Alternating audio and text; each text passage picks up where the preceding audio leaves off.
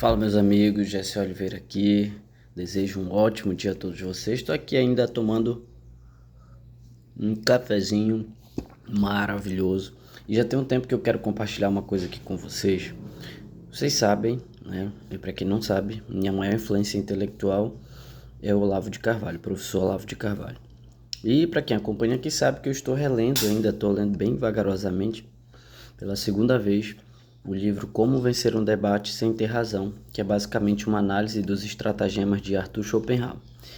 Em dado momento introdutório deste livro, quando Olavo está situando Arthur Schopenhauer, vamos dizer assim, no cano filosófico ou na história, ou dentro da história da filosofia, ele faz uma abordagem muito interessante, que é fazer uma reflexão de que um dos eixos de mudança principal da era medieval, né, da Idade Média para a Idade Moderna, foi a busca, digamos assim, até a Idade Média, o que se tinha era a busca do indivíduo pela perfeição, ou seja, o que eu devo fazer, o que o indivíduo precisa fazer para viver segundo a vontade de Deus.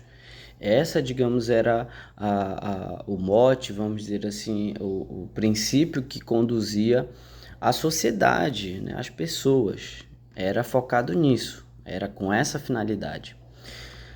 Com o advento da modernidade, isso mudou para a busca do Estado perfeito. Outrora, na Idade Média, era a busca do homem perfeito, segundo a vontade de Deus, e mudou-se isso para o âmbito estatal, colocando essa esperança de perfectibilidade, vamos dizer assim, em um Estado. Né? E aí, depois disso, vem a era dos Estados-nações, enfim, e chegamos até onde estamos hoje, na era pós-moderna, vamos dizer assim. E eu queria fazer um paralelo, porque algumas pessoas se questionam, mas qual é a diferença da esquerda para a direita? E eu fiz um paralelo nesse sentido, porque para mim, um dos tocou um negócio ali. Um dos princípios ou uma das premissas básicas que distingue a esquerda da direita é o conceito e o entendimento da liberdade. Para alguém de direita, conservador, por exemplo, a liberdade é um bem inalienável outorgado por Deus ao ser humano.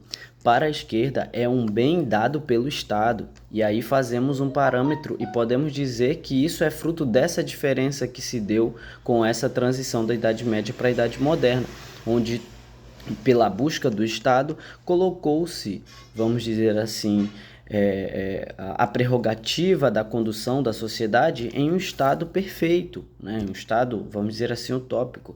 E dentro do pensamento de esquerda, e aí eu posso dar um exemplo aqui, a gente tem essa liberdade sendo subjugada pelo poder do Estado. Então, liberdade para alguém que é de esquerda está invariavelmente atrelada ao Estado.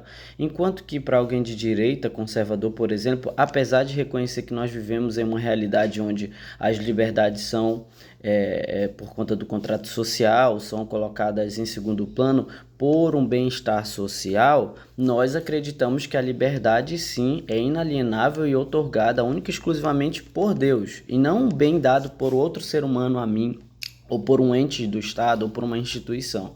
E isso a gente consegue contextualizar, por exemplo, na época do Coliseu, em que os cristãos eram mortos, porque o Estado, uma força, digamos assim, vamos dizer assim, para além daquilo que é a consciência do indivíduo, queria impor digamos assim, uma religião, um posicionamento, e aquelas pessoas não aceitavam, porque acreditavam que a liberdade delas está para além dessas forças e morriam.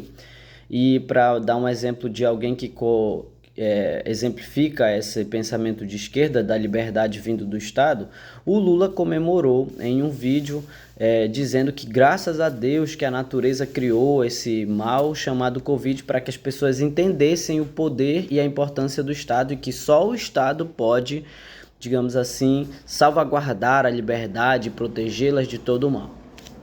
Eu acredito que essa é uma reflexão muito interessante a ser feita e que me chamou a atenção e eu queria compartilhar aqui com vocês.